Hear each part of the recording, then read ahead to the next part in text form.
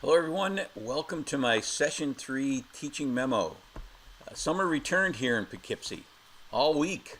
I can't believe I was watering my flowers in late September.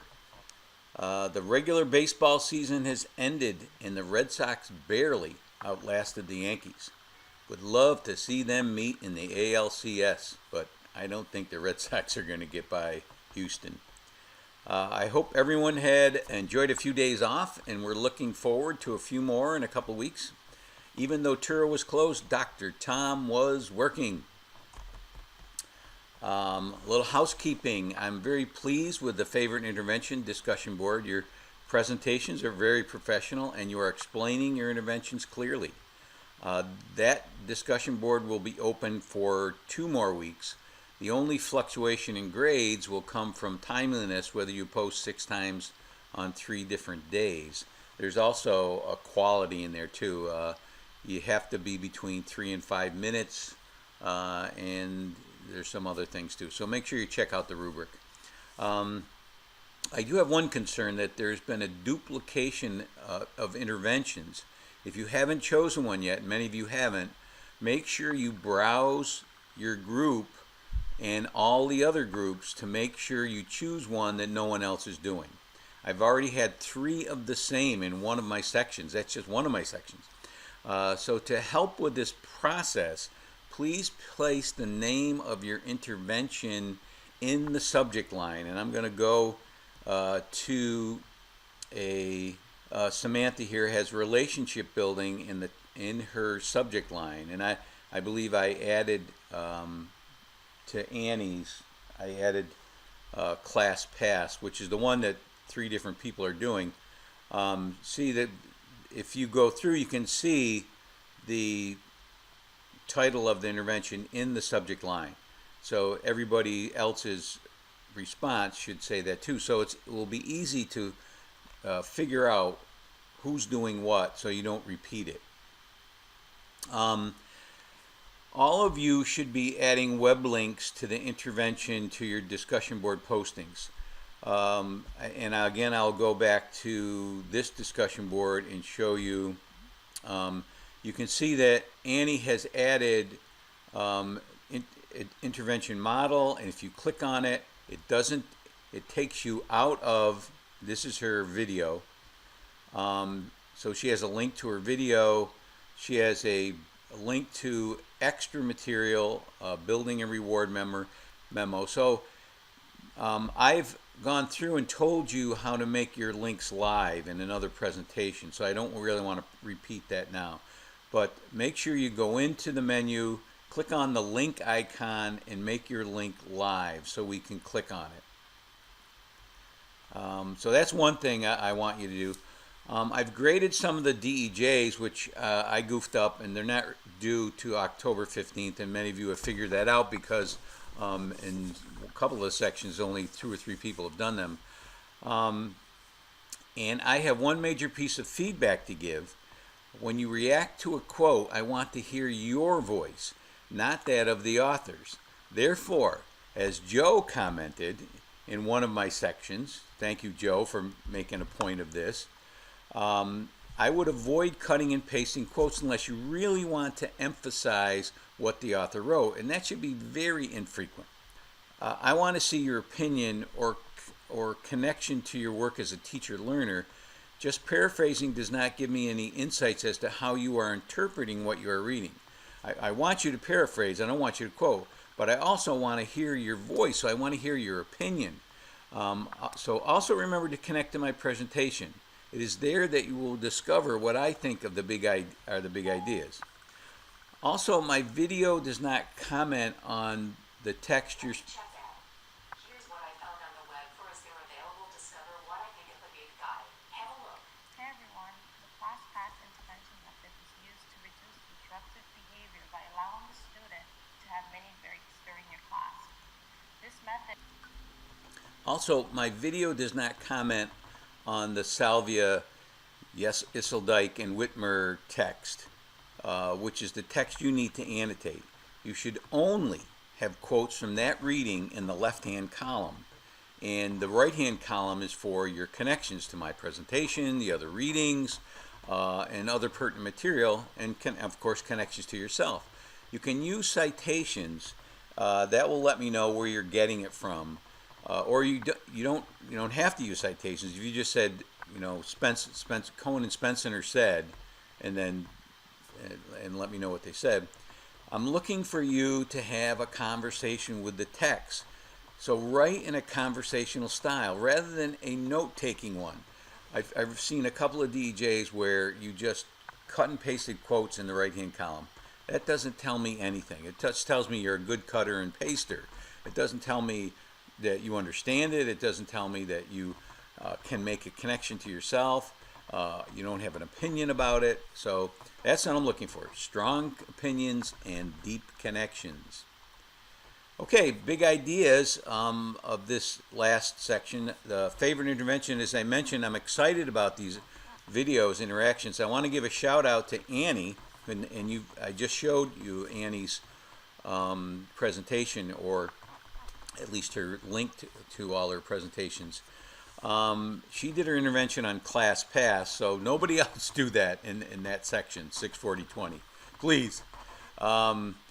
And she added several handouts, which I want all of you to do. Usually in the Intervention Central site, at least in that site, Jim Wright gives many interventions, many links to related stuff. So that's all those things you can add to your post to let people have those handouts and see what they are. She talked about her activity breaks and doodling to calm students and integrate both halves of the brains. This led to her group mates sharing doodle notes, Go Doodle websites, and the Colorado initiative, Take a Break handbook. I would recommend you check these out. I have them in the written version of this. I have the links to them, so you can just click on them. This is what I love about this discussion board. It becomes much more than just the individual interventions that you explain. So keep it up. Expand and enhance. Those are my magic words about discussion boards. Response to intervention is one of the most important topics covered in the special education portion of this course because it pertains equally as much to regular ed teachers as to the special education person. In your DEJs, you need to indicate an understanding of the process from the 7 basic assumptions, universal screening, research-based classroom curriculum, intervention fidelity / integrity, progress monitoring through curriculum-based measurement, rate of improvement or ROI. I always thought that was return on investment until I read Salvia's textbook, but that's rate of improvement, gap analysis, frequency versus specificity, and progression through the 3 tiers of intervention. So react to those things in a way that shows me you understand them, but please don't paste and cut quotes. That doesn't show me you understand anything.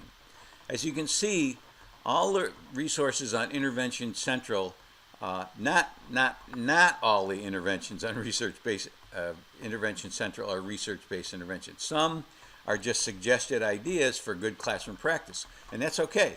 I would want you to try to use those. But keep in mind that if you intend to use any of these strategies and then go to an RTI meeting and say, hey, this intervention didn't work, you have to do it with fidelity or integrity, which means you have to do it the way it was done in the research. Otherwise, you can't say that it works, that it's a research-based strategy if you've modified it. Oh, I modified it because this guy, I didn't feel he could do this. But as far as modification goes, if you want to modify it and use it in your classroom, I would say go to it. And as my wife says, if it works and makes a difference, then that's what you want. You will notice that you all have a grade for the Grade the DEJs discussion board. This was an exercise just to get you familiar with what I expected, to get you to look at the double entry journals and then grade them using a simple rubric of quantity and quality. This is a great process. It's part of the assessment for learning process that anytime you want your students to know what you are looking for in a product or in a writing assignment at varying levels of quality, get them to discuss and grade it. It's a great process. I've done it with my live classes, and it really works. Actually, I've had my live classes create the rubric based on the exemplars. So that's another good process, very powerful. So let's talk about session 4. These are my learning targets. 1, define key vocabulary words associated with a standardized testing process. Again, I remind you that the vocabulary in your own words handout is in each of the first 4 or 5 sessions in course materials. Download that and start filling it out with definitions in your own words. Please just don't copy dictionary definitions. This is a research-based strategy from Bob Marzano, and I have the link in the references to my teaching memo if you're interested in reading it. It's good stuff. Number 2, to accurately describe the difference between a norm reference and a criterion reference test. Based on your baseline surveys, many of you already know that. So this is just for those that weren't sure what the difference was. To be able to intelligently discuss the intricacies of creating large-scale standardized tests, and this is because many people bash these tests and have no clue about the care and time and expense that goes into making these tests to make sure they're reliable, they're valid, and they're fair. And then to summarize the prospective Common Core assessments funded by the federal government. Now, many of these are still in use, but a lot of states are stopping using them for various reasons. I think that we need a national assessment so we can compare schools in Alabama with schools in New York and say, hey, and this is why the Common Core came about, is because the basic scores or passing scores that Alabama was using were way below what the NAEP, the National Assessment of Educational Process, which goes through every state. The difference was huge. So their idea of proficiency was nowhere near what, say, New York or Massachusetts idea of proficiency was, and that makes a big difference. So that's all I'm going to say about the rationale for the Common Core. I had a colleague of mine who is a high school social studies teacher complain on social media, on Blackboard, probably not Blackboard, but on Facebook, that the snow days were affecting the validity of the Regents exams. Maybe someone can tell me what's wrong with that statement in the coming weeks. Let's talk about our assignments for the next 2 sessions. You will have a regular discussion board on hard as the Dickens, the care that goes into creating large-scale tests. There are many reading materials to which you can and should connect. I've given you 3 main ones, I believe. Let me just check. I'll go into the discussion board link. I just want to make sure that I have given you at least 3 texts. Yes, harder than the Dickens test development. There's actually 4. Please don't summarize them. Say, harder than the Dickens said, blah, blah, blah. Test development said, blah, blah, blah. How a former teacher became a psychometrician said, blah, blah, blah. I don't want that. Use it to form an opinion. And several of you have been asking questions at the end, and I would say that's a good practice. You don't have to do 3. You're not going to lose credit if you don't ask a question. But I would come up with 1 or 2 questions right at the end. That stimulates the discussion. So these are the main ones I want you to read, the ones that are in the discussion board instructions. There's also Chapter 3 in Popham and Chapter 6 in Cohen and Spencer that will give you more background information to which you can connect. So remember, you start losing points if your initial post is later than 7 days after the session starts. So with the holidays, we have several holidays. We have Columbus Day and we have the Jewish holidays. So with those holidays, that the 7-day deadline is October 14th. The 4-day deadline is October 8th. So today is the 2nd. So you actually have 6 days to make your initial post, and you'll get A+ credit for that. So make sure you use the materials to support your opinion. Just don't summarize them. We will be looking at cost. Many of you will rail about that because you're in one of the articles. It tells you how much per question a typical large-scale test costs, and you'll go, "Oh my God, we could use that money for something else." But there are also articles, and there are also articles in Session 5 course materials. So this is a 2-session discussion board, and I put materials in each of those sessions. So make sure you check out the one on the cost, because you'll be very surprised at the percentage of a district's budget that these tests cost. There's also an article on becoming a psychometrician. Many of you will say, "What the heck is that? Never heard of it." But these are the people that help make sure these tests are reliable, valid, and fair. There's much out there on the web to support whatever your opinion is about large-scale tests, and this is where it's going to come out. So a good place to start is procon.org, and I have a link in the written portion of the teaching memo. Remember to upload your initial post, and I'm going to go there in assignments. Several of you haven't yet to do that in your the first discussion board we have. So in coursework, I'm going to do coursework by week, session 4, and just like last time in the assignments, if you scroll down to the bottom, you'll see upload initial post here. So you click on that, and you browse my computer and upload it as either a Word document or a PDF file. And make sure you click on this I agree to submit my to the global reference database, so we can catch all those plagiarizers. Yes. There is a standard multiple choice quiz on the topic of norms and test scores. You should be able to find all the answers in Cohen and Spencer, Popham chapter, and my presentation. There is a hard copy of this test in course materials, which you should download and take first. So you actually have 3 attempts at taking this test. After taking the hard copy, I would suggest going into the quiz discussion board and discussing the questions. Remember, there's no answer giving if I see you giving answers, but I'm not worried about that so far because nobody is using the quiz discussion board.